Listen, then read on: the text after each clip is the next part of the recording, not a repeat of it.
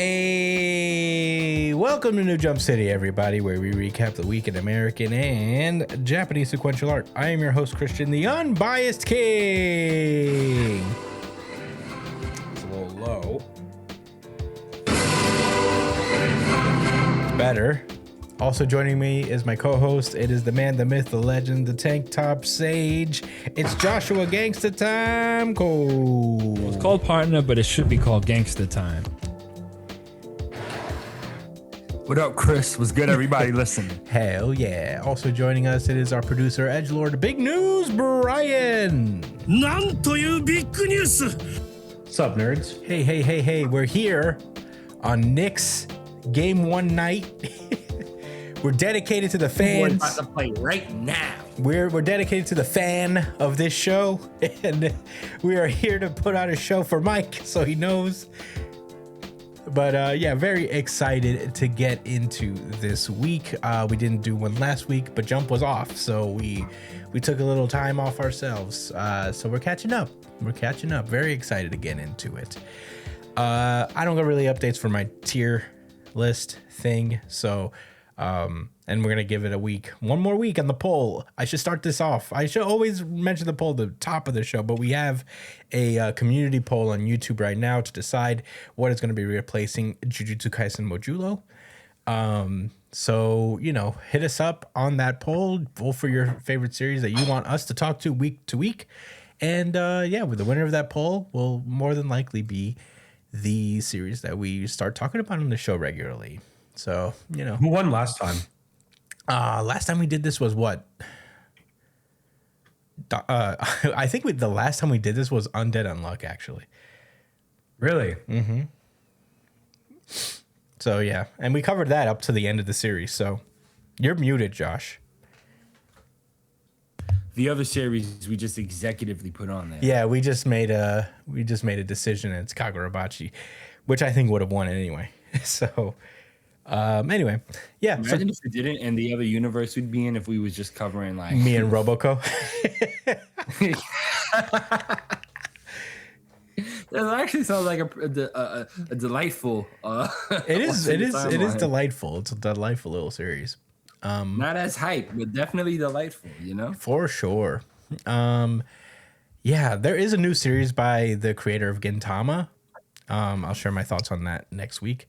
But yeah, we just wanted to, that's our updates for the show. Let's get into the actual show proper, boys. Here we go. One Piece. This is One Piece chapter 1181, God and the Devil. Last we left off, Imu showed up himself, fully, outside of his weird cloak silhouette. And he is here now, causing all sorts of trouble. He one-shotted both Zoro and Sanji. He has cut off the limbs of various new giant pirates. Imu's been going nuts. Meanwhile, Luffy is still recovering and eating a whole bunch of food so that he can fight Imu himself. But in the meantime, Loki has pulled up to the scene, and he is stepped to Imu in a true gangsta time way. Hammer over shoulder, very, very badass and sick. Couldn't say it better myself, Chris. Well, it's called Partner, but it should be called Gangsta Time. And gangsta time it is. Apparently. So Loki shows up, and he's like, he died at age 144. Giants live to 300 years naturally. It wasn't his time to go. He died in middle age for giants. That's sad. And he's like, so I take it you're the one who manipulated and killed my father. And Imu is like, the one who suffered the greatest setback was Mu. Wow. Yeah, that's crazy. Wow. Your dad's death was more of an your dad's death was more of an inconvenience for me than you. So, young boy, know your place on the hierarchy of pain and suffering. Yeah. So Loki, that's enough talking. He starts loading up Ragnir, and he's like, tell me, what did you do to my old man? And he unleashes his one of his strongest move, the Ragna Izuchi, where you see little Ragnar's face just like on the hammer, which is adorable. He comes down, but then Imu summons this weird devil thing that comes and blocks the attack fairly easily. And he's like, what the hell? You blocked that? What are those powers you have? And Imu says that Omen is his military might. And he is able. We find out that he is able to turn himself into a giant, and he starts going blow for blow with Loki with his weird Omen weapon thing that he does. And he even transforms his spear into a black blade, and basically spears Loki through the chest, through the shoulder, with the sword. Loki's not having a good time right now. It's like it's belt to ass at this point. And he's they're fighting, and Imu is like, it is in the nature of man to crave strength. However, when power is so lusted over, too easily gained, corruption. He says, choosing servitude out of self-interest, covenants, and the envy that seeks to achieve one's goals, the power of Omen. These form the trinity of what we call domination. And he basically sends this little demon thing and blows up Loki in the face. But Loki eats that shit, and he comes back down with his hammer. Like Scooby snacks. Yeah, he's like, nom, nom, nom, nom, nom, nom.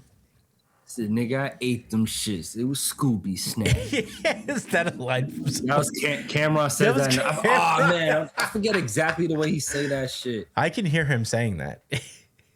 I'm gonna look up the song, but keep going. Yeah, he says, so your power is God's domination? I think you mean a contract with the devil. And Imu's like, God, devil, what's the difference?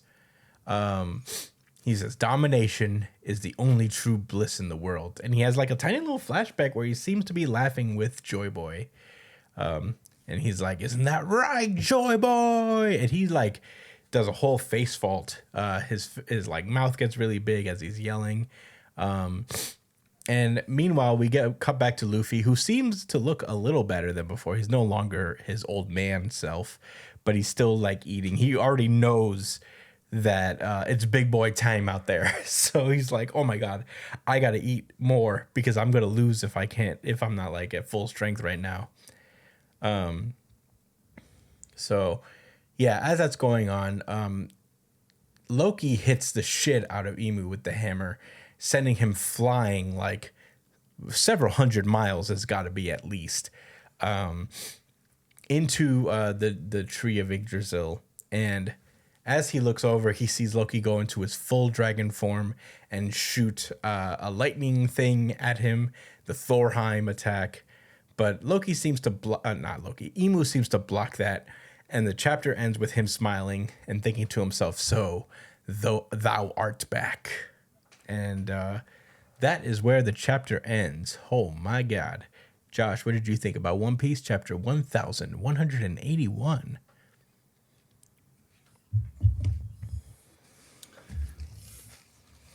I think when I'm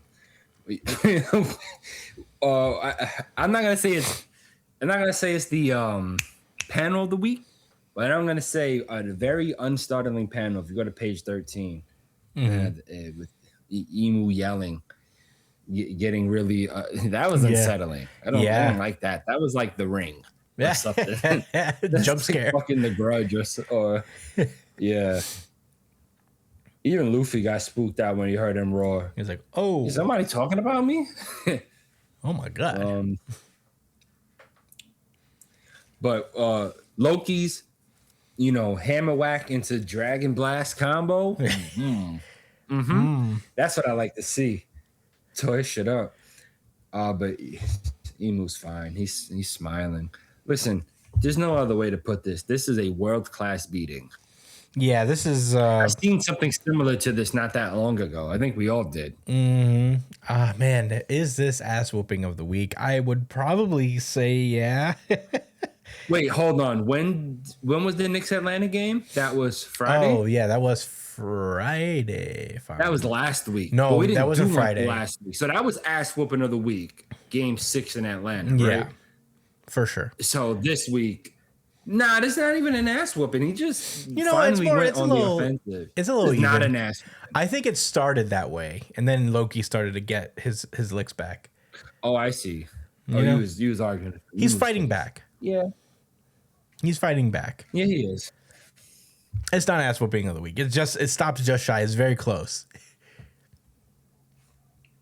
Yeah, they dealing with Emu. You know, it's okay. It's okay. I'm not giving out. I'm not putting out. We nobody. can't do it to I don't know. I don't have any real solid thoughts, guys. I'm sorry. I actually do not. Nigga, Luffy better pull up and not even ask questions. Don't even talk to this thing. Don't answer it. Don't. If it asks you, "Are you Joy Boy?" Don't say, "No, I'm Luffy. I'm going to be king of the pirates." Just swing. Don't stop, Luffy. Yeah, it's on site. Load up a punch before you even arrive, so that when you get there, it's immediately on site. Mm-hmm. Don't hesitate.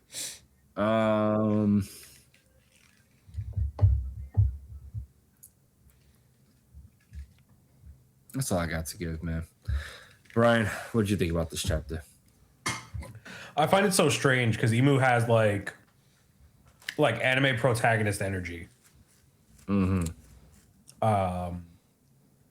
And it seems like him and Joy Boy were chill back then. They were they were chilling back then. Mm-hmm. And Joy Boy's silhouette looks a lot like Luffy's. Just putting that out there. So I mean, he has a straw hat.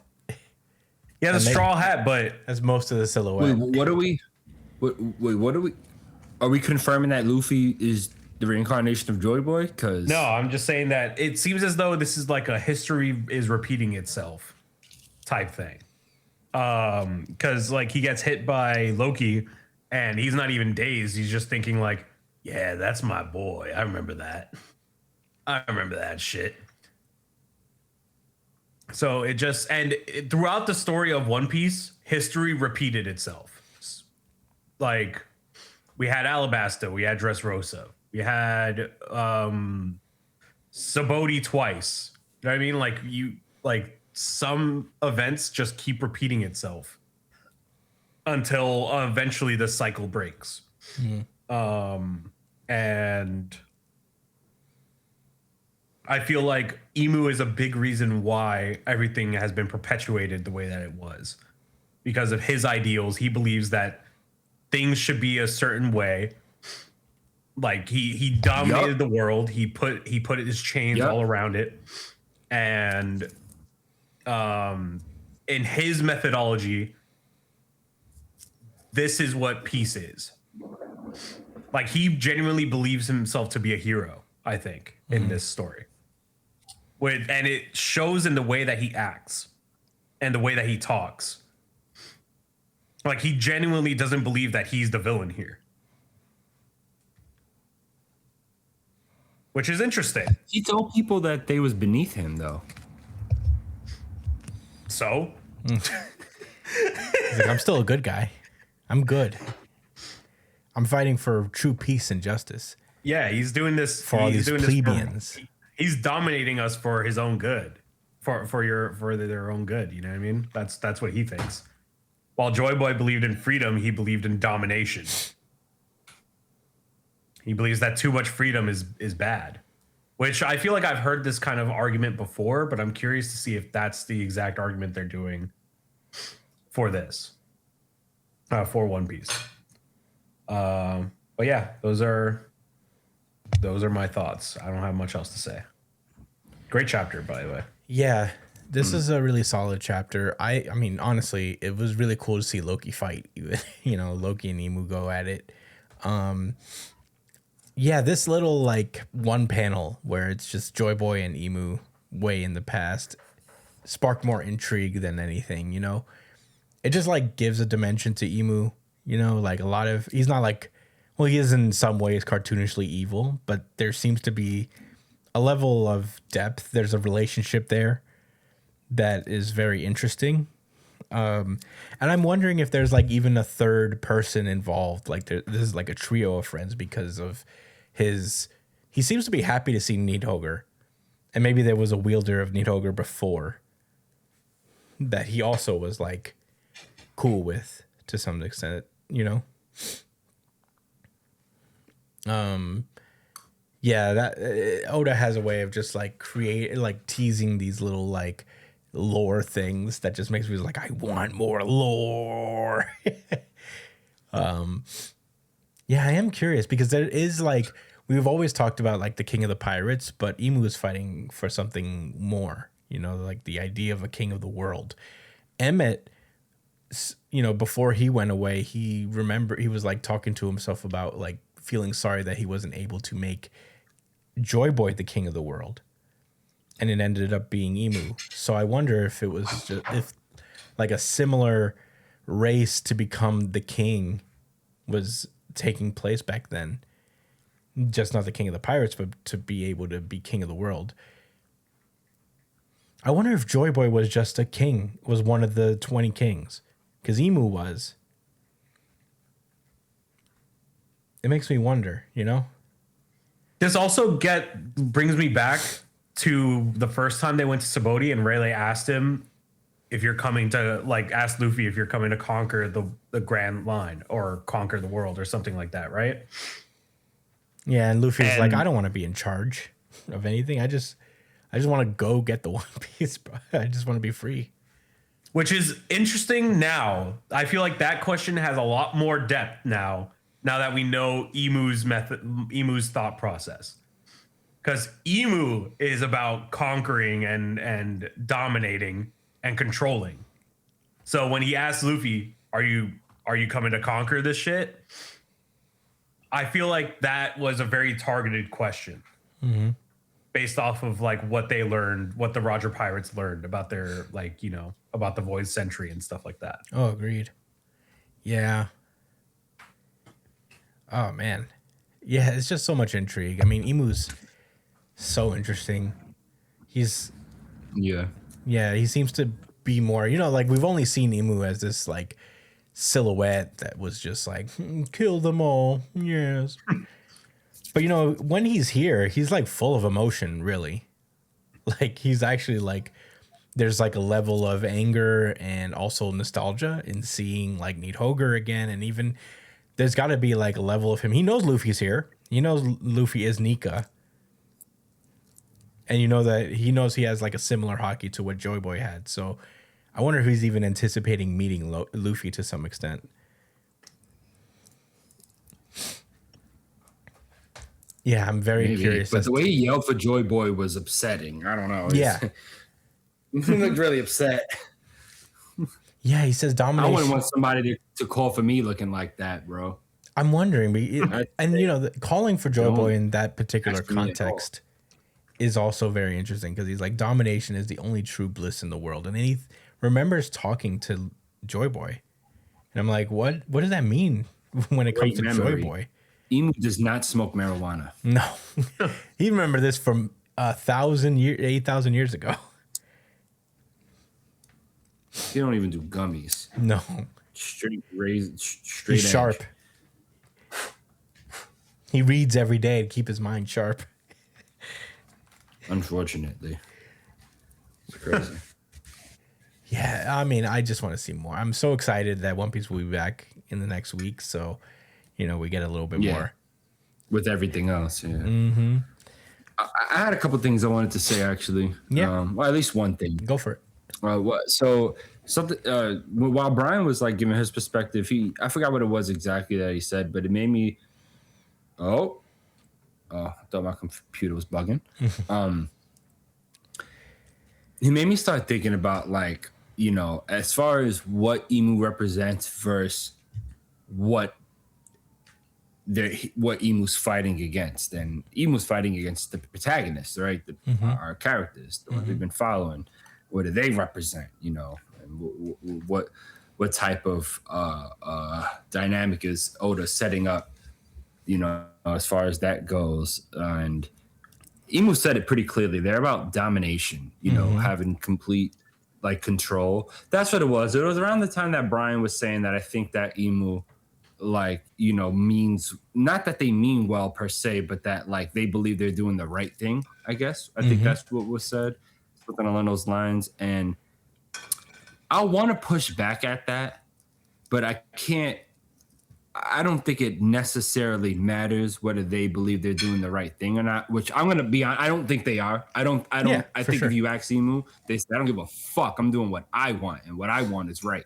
That's how I think like Emu would like say that shit to, you know what I'm saying? If asked, what principles do they stand on, you know?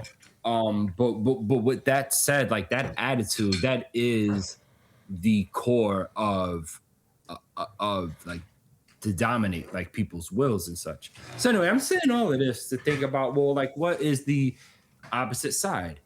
You know, Luffy and I guess Joy Boy is supposed to represent freedom, but what does freedom mean? You know, does that mean the freedom for everyone to do exactly as they please and follow their heart?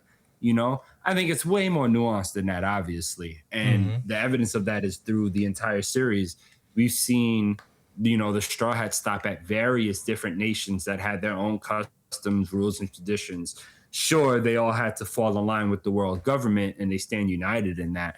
But they're also sort of allowed, like, you know, to have their own ways of life. If there's any issues with their ways of life, it's either because there's someone that's completely corrupt there, like exploiting them, like with Walpole, or it's because the actual appointed king is I mean, or it's because like the island's being ravished by the holy tribute because they don't have enough money, you know, in the first place.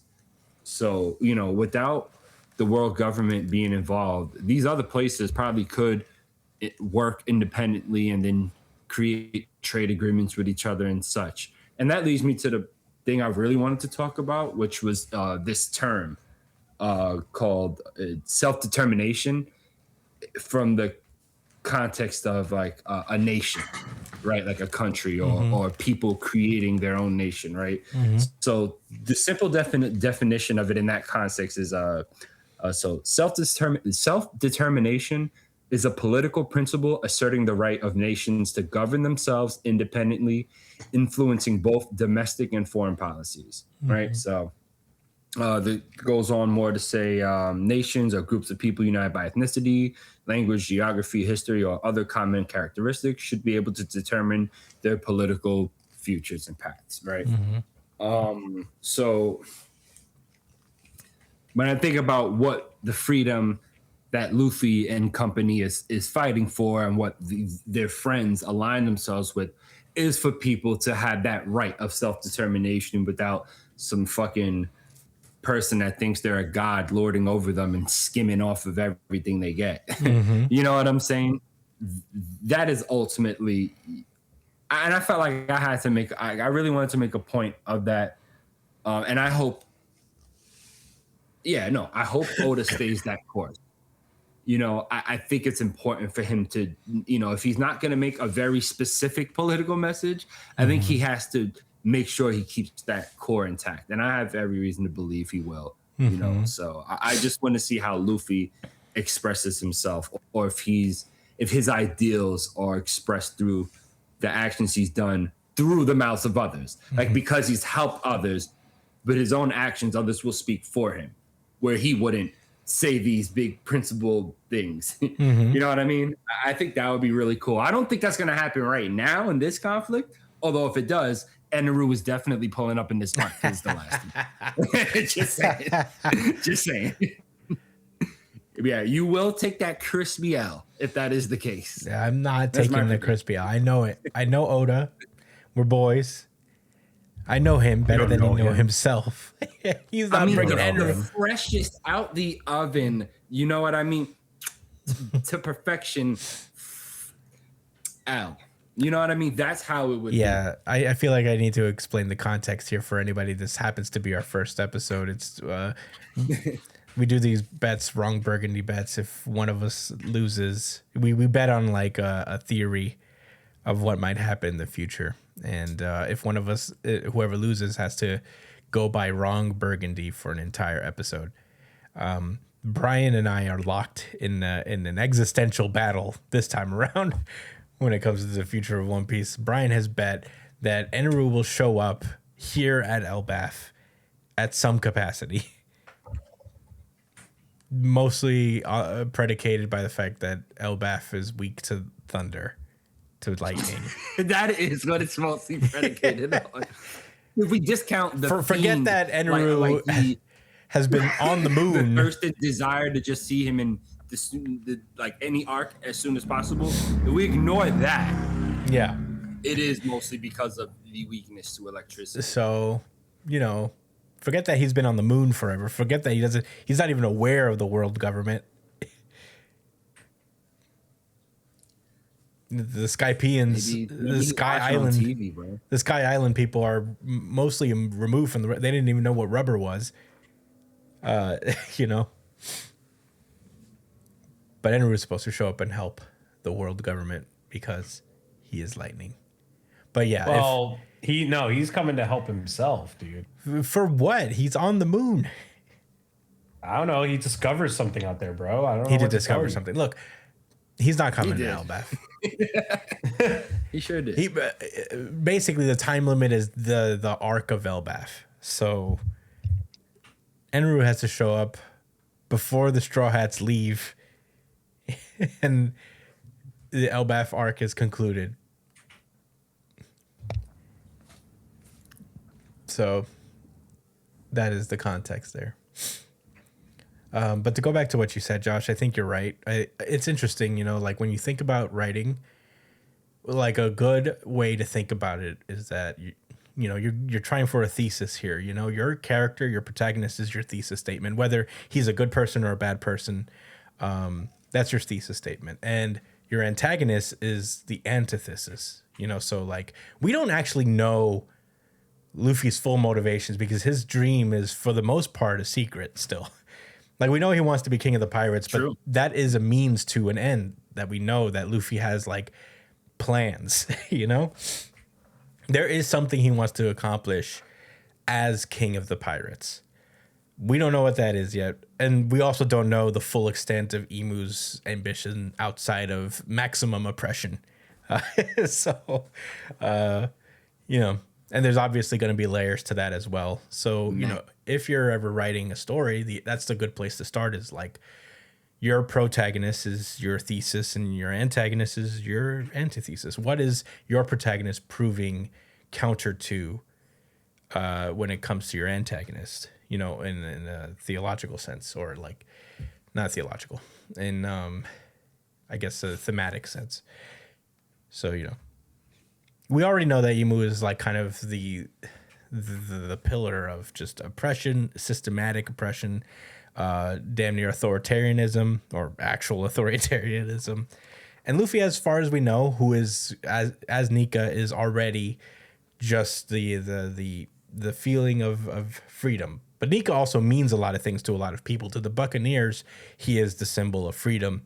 Same for fishmen, but to giants, he was a conqueror. So, a conqueror, we don't know to what extent. We don't know if he was like a malicious conqueror. I mean, who's not what is a benevolent conqueror? But, he was more of a warrior, and, every culture seems to have a different interpretation of what Nika is. So, it's interesting to see.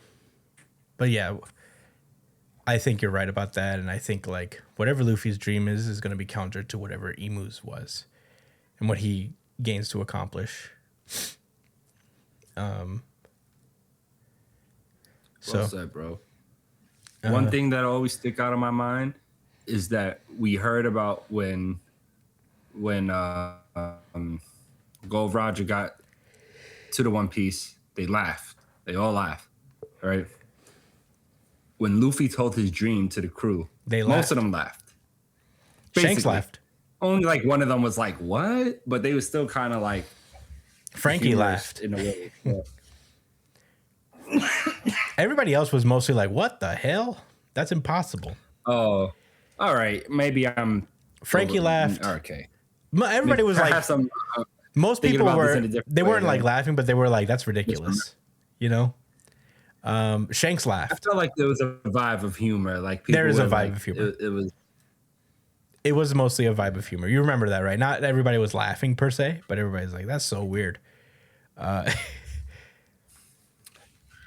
just. Shanks did laugh. Though. It's like I don't want to be spoiled, but I want to figure it out myself before it happens. You know, I have this drive to try to pay attention to certain things, you know, so I could kind of see the like between the lines, you know, and like, cause has Oda already let us know what this shit is? Yeah. I guess that's my fault because I read Avengers. No, it's entirely possible. I mean, I think everybody's anticipating that Oda told us what it was a long time ago, and we just didn't see it. Because Oda's always known what the One Piece was, so you know that was always the thing, regardless of how long the series ended up being. He said it hasn't like changed, so. I don't know, bro. Yeah, this is a great chapter. I am very excited for what's to come for One Piece. Thank God there's no break coming up. So, knock on wood, we'll get One Piece again soon. We ready to move on to the next one? Yes. Hell yeah, let's go. Fi meg pikken inn I det kjære med som jeg kan chat. Sakamoto Days. This is Sakamoto Days, chapter 257, Genius. Apparently, the Sakamoto Days live action movie comes out this week, or has already come out by the time we're covering this. So that's exciting. Have you guys seen the trailer for that? No. It actually looks kind of good. So Although- Sakamoto Days movie? Yeah, there's a live action Sakamoto Days movie. Live action? Oh. Yeah, I just think I have seen like teasers, not like a trailer, but like pictures. And shit. yeah, I saw like a trailer, and it was pretty cool. But anyway, last we left off, the Teen Titans kids, two brothers Two brothers fighting against an alien armada. two brothers fighting against an alien armada, and they fight clowns and something like that. I forget the whole thing for Rick and Morty. Anyway, yeah, they're fighting Big Bro, what's his face, and Mafuyu was able to get some souped up shoes from Seba, and yeah, they're basically going to face off against the Big Bro assassin. He's like, how do I use these things? And Seba says that it's impact. Any kind of impact will do to the shoes will do the trick. The shoes convert impact into energy and activate the jets. But before he can explain further, Mafuyu gets knocked out of the building by Big Bro, and it's already nighttime by the time they are outside. And Mafuyu tries to recover, does a cool like roundhouse kick going up, and he manages to knock Big Bro away. The little sister character comes out with her machine gun and tries to attack the brothers, but it doesn't seem to work. Actually, Mafuyu seems to catch all of the bullets with his shoes and uses that energy to activate the jets and cut Machine Gun Girl's machine gun in half. Nice. So that was pretty cool. And the sister's like, "You dirty faker, pretending this is your first time with that weapon." He's like, "Actually, no, I'm nice with it. I'm nice with it first time." No Johns. No Johns. He's like, "Do you know how many times I was a guinea pig for my brother's experiments? I know his style better than anyone." Meanwhile, the Big Bro assassin pulls up, and he is attacked from behind by Seba. He drops down this liquid on him, and Mafuyu takes the opportunity to like activate his jets and move at super speed. But Big Bro is not perturbed. He stomps this kid's face into the pavement with all of his might. Mafuyu is out. He is KO'd. And Big Bro is like, whoa. And he's like, some big brother you turned out to be. Your stupid toy killed your brother. Seba turns invisible and he tries to attack the big bro assassin. But big bro assassin basically easily catches the invisible knife and snaps it in half with ease and then just cuts him up with the broken blade. Pretty crazy. Sheesh. Seba is down for the count, so it seems, but then he grabs a pen and he stabs it into Big Bro's foot, and then he clicks the pen clicker thing a bunch of times, and Big Bro Assassin's like, oh shit, I just realized what you're doing. He kicks really hard, and the pen explodes. It flies away. Yeah, it flies away and explodes. And he's like, I figured you had one more trick up your sleeve. And he brings his club down on Seba, but then his club gets knocked out of his hands by who else than Tenkyu, who comes in and sneaks a kick in his face, sending him flying. Boom! And he's like, are you Shin's friend? I'm Tenkyu. I'm looking for Shin. And that is where the chapter ends. Surprise appearance by Tenkyu. Josh, what did you think about Sakamoto Days chapter 257? Well, this shit was actually pretty fucking hype. Right? Like at the very end. But like I didn't care about Tenkyu before that much. But I was thinking like, wow, is he really someone that's never gonna return? Is that it? Mm-hmm. But yeah, this was necessary and this was cool.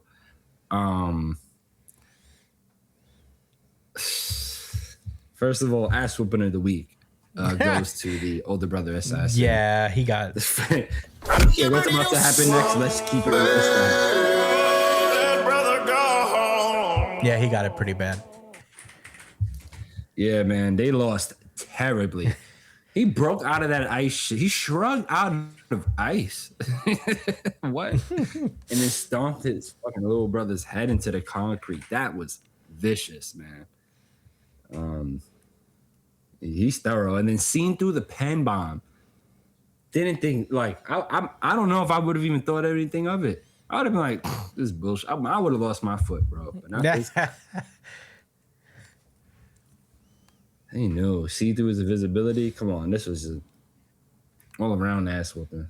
Mm-hmm. Tenkyu is about to pull up, and he's not going to use the environment at all. Oh my god, not even a little bit. Oh yeah. I hope he like even has commentary. Like I hope like the older brother tries to use the terrain in a way, and he's like, "Oh, look at you!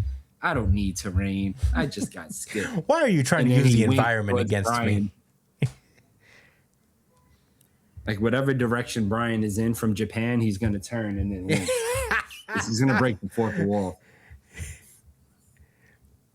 Sorry, Brian. No environment using here. Yeah. And that would be a grand way for him to have an end to his story. And I don't mean that in a joking way. I actually think that would be the maximum way to get enjoyment out of this situation. If he just beats the assassins, that's fine. Whatever. I think he's going to struggle, and then Mafuyu is going to come through with the slice, the jet ski kick. It sliced this nigga's head off or something. Mm-hmm. Yeah. All right. That's all I got to say. Brian, what are your thoughts on Sakamoto Days? I was genuinely surprised to see fucking Tenkyu show up. I'm not going to lie. Of all the characters, I thought this was just going to be a straight fair one, like 2v2. And then this dude just randomly appears.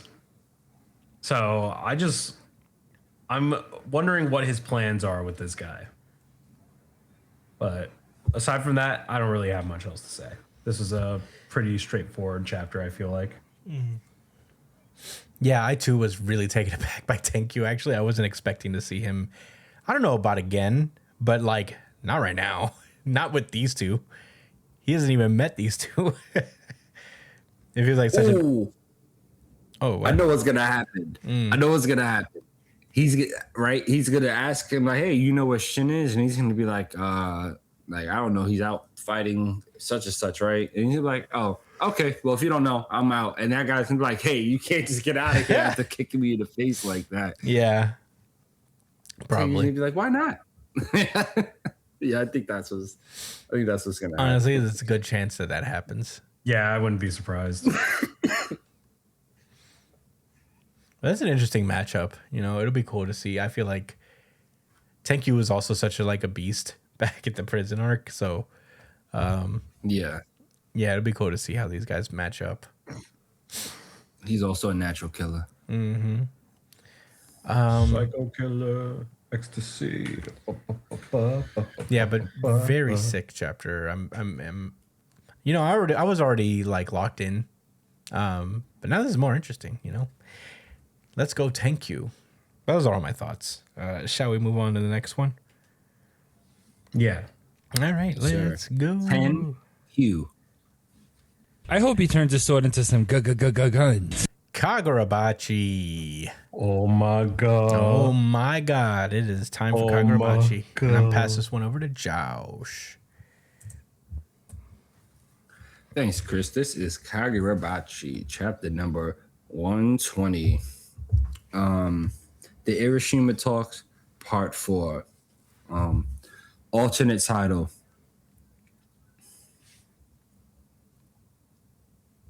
You will pay for what you've done.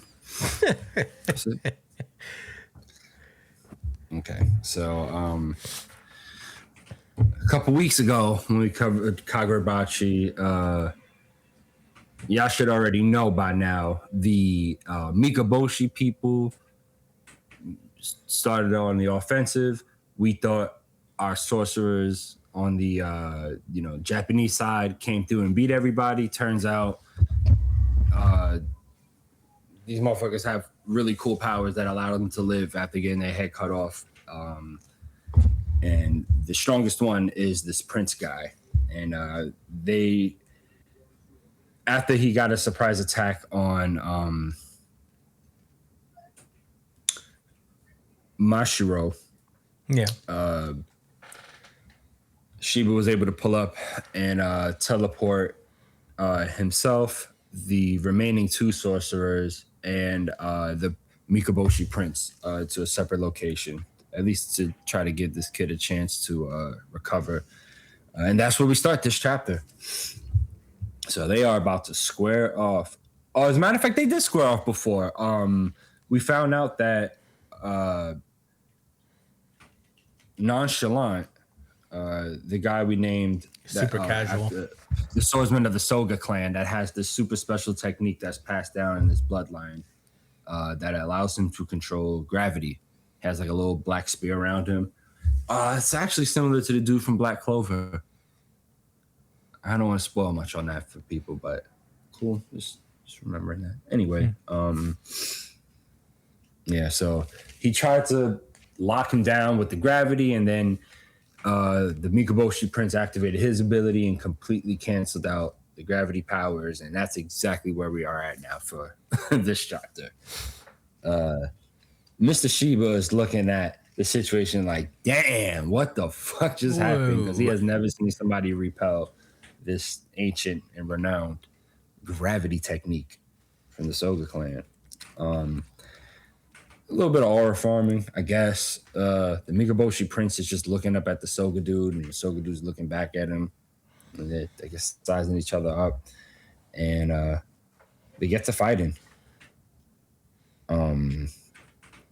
We get a little bit of narration saying how, as far as the Soga clan goes, and this technique he's using, it's honed by them boosting their physical strength and focus, and all of that to extreme degrees in order to excel with the ability. But it seems that whatever this Mikaboshi Prince is doing is beyond something you could do physically. That's, I guess, what's trying to be expressed here. As the gravity isn't working on him, he grabs the Soga dude up and then punches him with a Gatling fist. Yeah. He's Luffy. And I don't know how that happened, but he punches him dead into the ground. Mr. Shiba tries to teleport and pull up on him, and he tries to teleport him away, and it didn't work. I can't do my one thing. He's trying to think, yeah, damn. That's all I can really do. And talk shit. So instead of trying to teleport the Mikaboshi prince, he opts to help Soga get away because he was about to stomp him out. And I guess like finish him. So he gets also while Mrs. Sheep was trying to get away, the prince catches right up with them and separates him from the Soga clan swordsman and throws them in completely opposite directions, very far. I mean, I'm talking maybe at least a mile through straight forest and trees. She was out. Damn, I actually did not notice the first time I read, but he's out for a second. But have no fear, your boy Big Cheese has pulled up and he's ready for all the action. Yeah. And he's actually acknowledging that this dude is a problem. The fact that he's able to overwhelm the Soga clan swordsman is absolutely bananas. But he believes there has to be some sort of trick to it. And it seems like he figured it out. So he says, like, there it is, as he has blood coming out of his mouth, and he is able to intercept the prince before he dives in on him. So he says, this space, this air, it's toxic. And he's like, he numbed our senses without us noticing. That's why we couldn't predict or respond to his movements. Yeah, he legit is using a domain expansion. There's no way around it. That's what's happening here. Mm-hmm. Unbelievable. That's actually what's said in the comic. So it's like, based on a mere hypothesis, he bit through his own tongue, using the pain to clear his senses and prove his theory. Big Cheese. Say, hey, don't hold out on us just because this is our first battle. Show us all you got. This is the climax. Whoa. So we cut back to the beach where Mashiro is not chilling. He is mustering, the last bit of his strength with the Soga clan. I guess the Soga clan dude got thrown back to the beach. Yeah. Yikes. So he's talking to Mashiro. And he's like, look, like, let's combine our abilities together. That's combo. That's wombo combo. Yeah. To hit this dude. He's like, Mashiro, what are you doing? So Mashiro starts using his ability to use these huge air pressure waves to mash up the destroyed battleship and compact it into a big, huge metal spear. Some might even say a meteor. Right? So, as Mashiro says, let's slug him with a real big chunk of iron.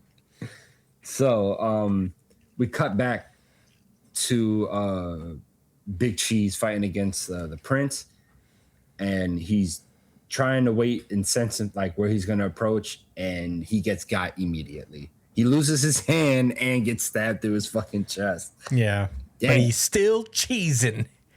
Right. Still cheesing because he says Hiroto, which is the Soga clan dude. Mm-hmm. I don't even remember his name. He says, Hiroto, don't mind me. As your boy Soga decided to pop his ult and load up, right? As he says, yeah, don't worry. I wasn't stressing. I wasn't stressing you being there. Don't worry about it. As he yells, fear Magneto, and tosses this and proceeds to dunk this huge fucking mass of metal straight onto the Mikaboshi prince. But Shibo came right in time to teleport Big Cheese out of there so he wouldn't get fucking crushed. Yeah. And that is the end of the chapter. He gets hit by this massive massive meteor. All right. Brian, what are your thoughts? RGC. Yeah, for me Yeah. too. Without a doubt. Unified RGC. Unified RGC.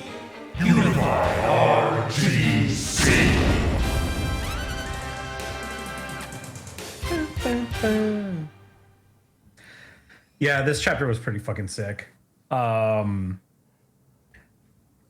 Fucking what's his name?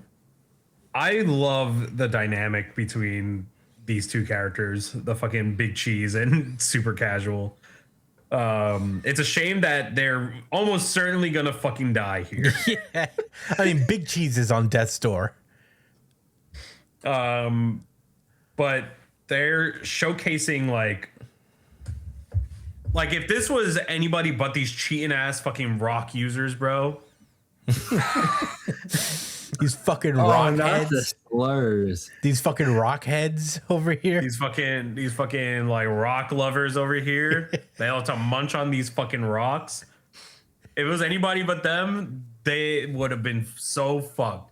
But instead, they have to use their cheating ass rocks. It's some bullshit. These fucking boulder biters. But man, that actually was a Magneto ult. Sure was. Fear Magneto. Bow. Double KO. Because I caught the C&D ulting and a man's that was next to them. Hell yeah. Not a Marvel Triangle person. But damn, that fucking entire attack looks And we so made fucking sure sick. and we made sure the other Magneto used his bubble cooldown first. True. And we were making sure that we were not going to get rocked out of our ultimate this time as well. For sure. But yeah, this is a pretty fucking fire chapter. Like the art on that last page is so fucking sick. Yeah. The little with the fucking nuke in the middle of the island. It's a shame because it's not going to do anything to this guy. Because look at how he's gunning for the title of super casual. He's like, you think you're super casual? Motherfucker doesn't If even. I kill you, I'll be number one. I'll be mega casual. That's what it's all about, honestly. I heard Dude, you was walking around out here. Dude is not nervous in the slightest. Has no fucking expression on his face as he gets literally fucking nuked. And I just feel like I don't know. I like the chemistry between the four characters here, like Mashiro and Super Casual and Big Cheese and Shiba. They just all have a good dynamic about them. So it just makes me wish we got to see more of them before they got split up and destroyed like this, you know? But that's it. Those are my thoughts. Yeah. Oh man, it's just so cool. You know, Kagurabachi. I can't help it. Yeah, this shit was lit. A lot of the time I'm reading Kagurabachi, I'm like, this is just so cool. You know? Like Kagurabachi has like a level of swag that is rare for a manga. It's just, I'm just like reading. It was like Mashiro, what a fucking G. First of all, honestly, big respects. He's like, I'm not going out like this. First of all, I'm gonna do the most. I'm going to use my powers to turn this gigantic ship into a ball of metal. You know. We thought it was just like some weak like force push, but like this guy can demolish an entire ship like this. That's a pretty impressive feat. He pulverized this thing into a giant ball. I'm pretty sure he's dead after this. There's no coming back from Mashiro.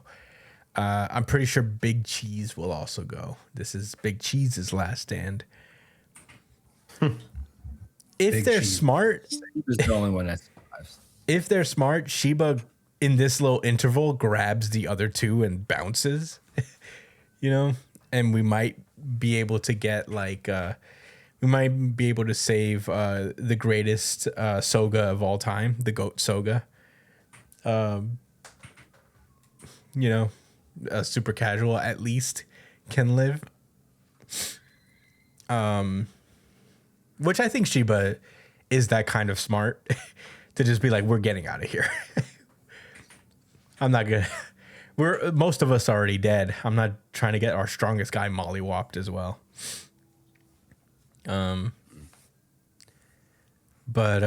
Yeah, so cool. Love this chapter. Love Kagurabachi. The teaser for the anime came out. I showed you guys, but Yeah. you know, it's promising. It looks. I mean, it's only been they only show like 10 seconds of the show, but I was hype, and I'm like, now It did look really. the world will now know. Everybody, you know, we were there on the ground floor for Kagurabachi. You know, we were there when it started. And now it's going to be world famous. People are going to the edits are going to feed generations for this series. Which author was it that gave like the ultimate recommendation? Like the super boost. What was it? The Jujutsu Kaisen author was like gave like this shit a shout out or something like that. I think Oda did. One of the actually. mangaka gave it a I shout know out. you're talking about Oda. I think it was Oda. Manga Kagurabachi.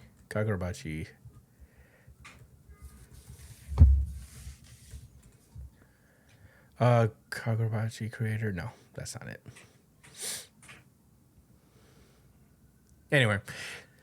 But yeah, it's mostly action.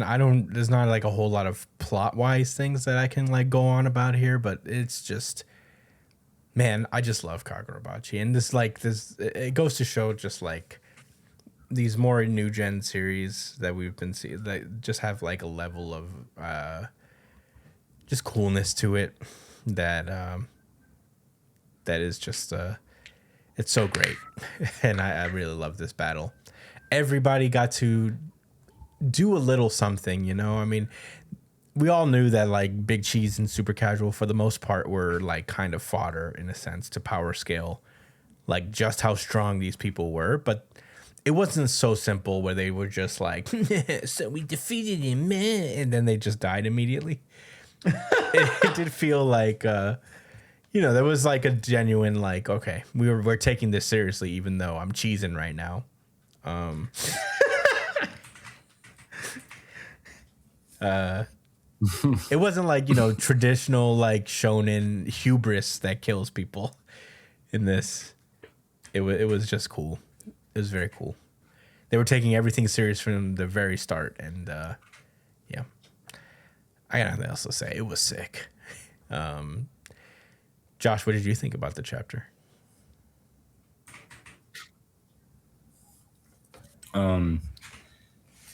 Yeah, I mean, you know, it was my RGC as well, obviously. What to say that hasn't been said? I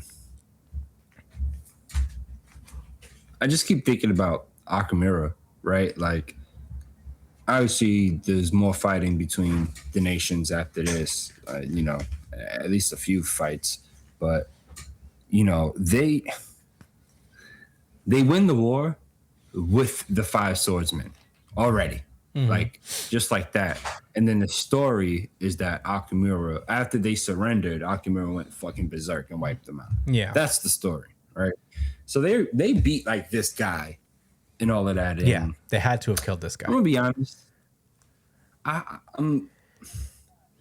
really hope it's not a matter of like did that Inseki like corrupted Akamura, like, you know, like the will of the prince or whatever like invaded him, and that's why he's being destructive, like even like towards Japanese society, for, like what he plans to do. Like maybe it's like a curse put on him, because he's, you know, his ability uses those same insects and bugs and shit. So I don't know, just what I'm thinking might be the case in the future. Like it's revealed. I will say that I don't think the Datsenseki has like that kind of, you know, ring of power type influence over people. It fucks you up, but more in like a physical sense where like if you're not ready for this shit, it'll just like It's drastically unhealthy. I don't think it has like kind of a mental, or it at least has been shown to have a mental burden on anybody. It really seems to be more of a physical thing. But I don't know. Imagine if it's like the Precious. Yeah. Akimura Schmeagles out. Yeah. That's an OG. Raw and squiggly. Yeah, The Magatsumi. We hate the Magatsumi. I don't have much more to say. All Really right. dope chapter. Hell yeah. All right. With that, I think we're ready to move on to the next one, right? Yes, sir. Hell yeah. Let's move onward. Dandadan. OMG. And with that, I'm going to pass this one over to Brian. I actually read it today. Oh my God. Surprise, Nice. surprise. So the chapter starts with this cute little kid going, a brachiosaurus. And we see boxer guy, I forget his name. Shrimp. We see Shrimp walking around in the park with this cute little kid. That's Chiquitita. Chiquitita? That's his kid. Chiquitita. Oh, right. It's been a while since I've seen this kid. And he's like, would you settle down? And he just starts listing out the stats of the Brachiosaurus. And I guess who is this lady again? It's been so long. I don't remember who this is. But there's this lady who's with them, and she goes, Cheeky, let's take a little break. You haven't had a drop of milk to drink. He's like, I don't got time for that. So Tamiko is she's like one of the farmers that Shrimp works on to get. It's a dairy farmer. But they're kind of talking, and we get a flashback as to why Mr. Shrimp is there. And it turns out that Vamola came over to visit and mentioned that they wanted to go on a group date and wanted to have some recommendations on where to go. And Shrimp is like, nah, I don't know. A date? And he's like, Ms. Vamola, is there someone you like? And she's like, yep, there sure is. Momo and Grandma and Takakura and Ira and Gigi and Kinta. And Shrimp cuts her off and goes, I don't have time to talk. Sun's going down.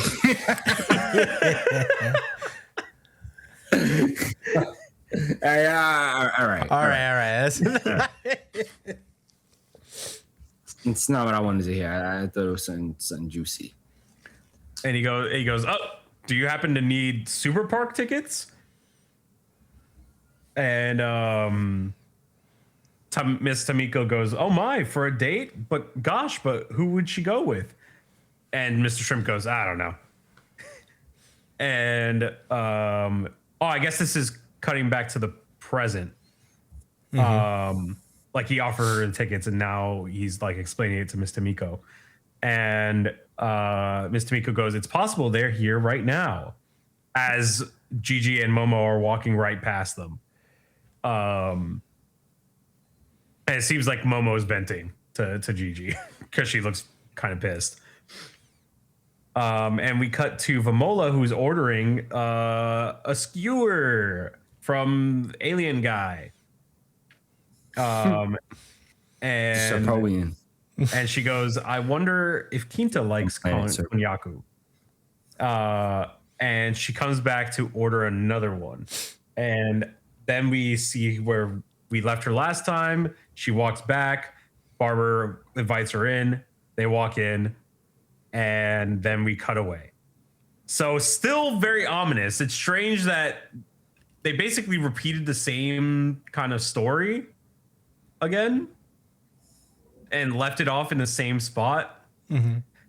But to continue on, we see Momo and not Momo, fucking Ira There you go. I didn't forget her name Yeah, this time. you did it. You did it. I finally remembered her name. Proud of you, bro. Ira and Takakura are just chilling by the aquarium. And she's kind of like, Takakura, are you okay? And he's like, yeah, totally. Like, he's dying inside. He's like, the seals are super cute. And Ira starts pondering, and then she goes, I wonder if they're a thing now. Which breaks Takakura's heart. He starts thinking about them holding hands, and he says, you might not be wrong. As they're kind of sitting there, and he starts blaming himself for for fumbling the bag. And Ira puts a hand on his and says, let's you and I be a couple too. And they start to lean in for a kiss, and then a seal appears in front of them, the heart of a water flea. And is what the seal says. And then the seal says, I may look like a sea creature. And it starts to shed its, like, the part of his head. And then a naked dude, not a naked dude, but a dude in a Speedo climbs out of the fucking seal's head and goes, but my heart is that of a water flea. And that's the end of the chapter. Josh, what are your thoughts? What happened to the dinosaur? Yeah. Did it not approach somebody? Yeah, it ate Gigi for sure. Well, the Bronchiosaurus. Yes, that's what happened. Okay, so the Bronchio at this point, because it's before it eats Gigi, it's still a skeleton. And you know, we see that they pass shrimp. So, you know, it must turn flesh and bone, but like after this scene. At some point. Yeah. Yeah. Nice catch. Wow. It ate him.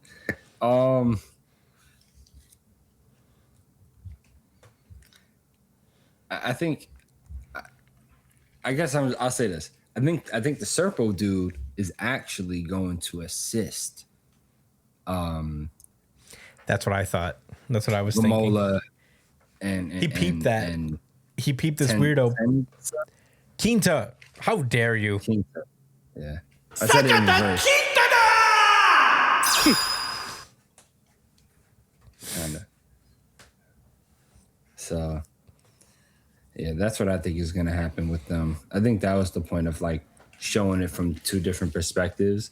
I like that we got an acknowledgement that he was there, because in the last chapter they just it was went just past him. It was just nothing, zero acknowledgement. And this was like the author, like, okay, look, You did see him, in fact. Yes. he's here. They know he's there. That is who you thought it was. Just a fucking Easter egg or cameo. So that's what I think is gonna happen with that.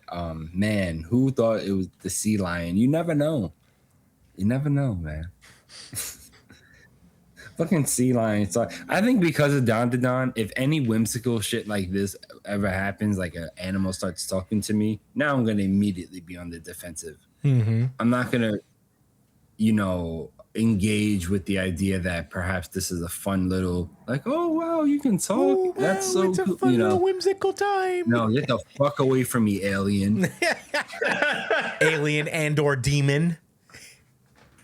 Yeah. One of the Yokai two. and/or.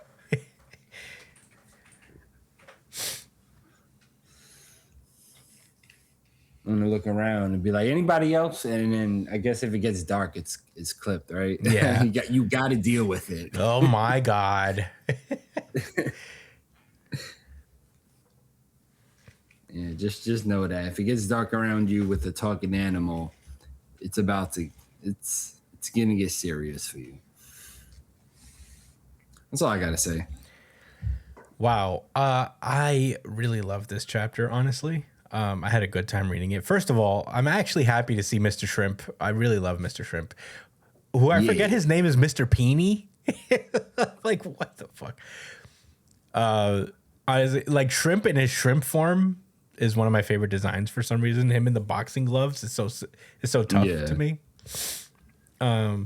But yeah, it was cool to see him, and it was very funny to see him interact with Vamola, who is just adorable at every turn. So it's a fun little dynamic. The Serpoian made me laugh. My panel of the week was like the two-way like shot of Vamola looking at the Serpoian and the Serponia looking at her like. It just made me laugh. It's so funny. What is wrong with this guy, man? His fucking face just made me laugh really hard when I first read it. Imagine the background drawers when they get like they're handed these papers. They're like, what the fuck? I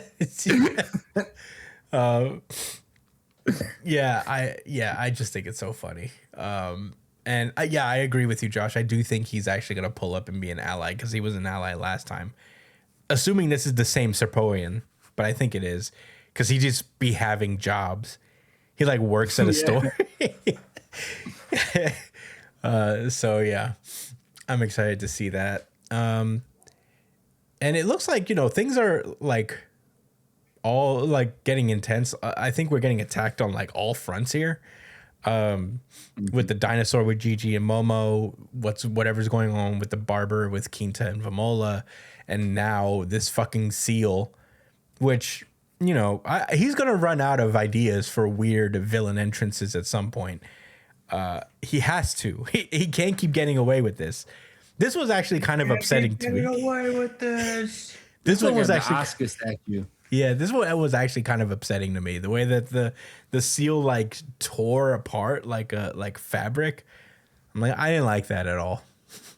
You didn't have to do all that, you fucking weirdo. Yeah. On the subject of this like weird love square that's going on, the love diamond between Ira, Gigi, Momo, and Okarun. I think it's interesting. I think it throws an interesting like wrench in the loop here. I don't believe that this is going to be endgame. But I am curious as to how Dandadan executes this kind of thing. Cause I think he's very good at the interpersonal connection between these kids. So, it's not going to be just like or I would hope it's not going to be just some like throwaway thing that's like not going to be executed well. He's very good at his character writing. So I'm excited to see how it all resolves in hopefully a healthy way for all of these friends. But yeah, I really enjoyed Dandadan this week. I think this was my second favorite chapter, to be honest. Mostly because I also missed it. I feel like it was like a month that Dandadan was gone. So yeah, maybe that's right. Like part of it is just like, wow, I really missed Dandadan. But yeah, I'm enjoying it so far. I can't wait to see how all this stuff resolves and to see whether my goat is okay. So that's all I got to say about it, though. Brian, what were your thoughts? I was a little, I guess, I don't know what the point of this Vamola thing was. Like, at least, like, not the flashback, but the, like, is that just his POV? Is that the Serpoian's POV of the situation? What do you mean? Like, they just showed this like thing again, like with her going into the thing again. And I'm just trying to understand the point of it. Because like the angle, like the angle of it makes me feel like this is the Serpoian's like POV. It could be, yeah. Because they also show him again after she walks in with him. Yeah, just to like emphasize that he peeped that they both walked in there. So I guess that makes sense. I was just like, man, they are really fucking blue balling me here. I want to know what's happening inside of this fucking barber shop, and they keep showing the same fucking thing happening over and over again. This is honestly the second time they showed it, but I know what you mean. I think it was more for the Serpoian's point of view. And literally because they just established him in the last chapter extremely subtly. But it just feels like, come on, trust your fucking audience, bro. I think it's important. Me. I think it's a little, especially after a month, you know, to establish that, yes, this was the Serpoian and he did see her go inside. And it's more probably hinting that, like, he's going to help in some way. I don't know. I'm just a little disappointed in it because it's like, yeah, we saw it. We paid attention. We saw it, you know, and now it feels like it takes away from me noticing it last chapter because now you're just like, look. Like, bro, I saw it. I fucking saw him. That's fair.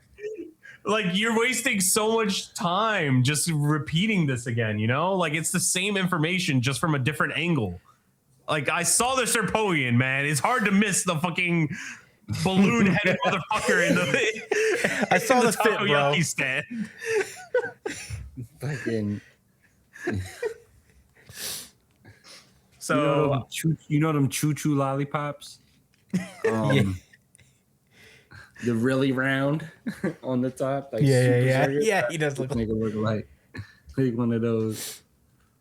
Yeah. No, that's a totally fair point. I will say, I think it made up for me because of that one panel where he's just like, made me so happy. It was just so funny to me. Where he's looking down at Vamola like, I love how enthusiastic he is about his job yeah. as well. So that's how he looks.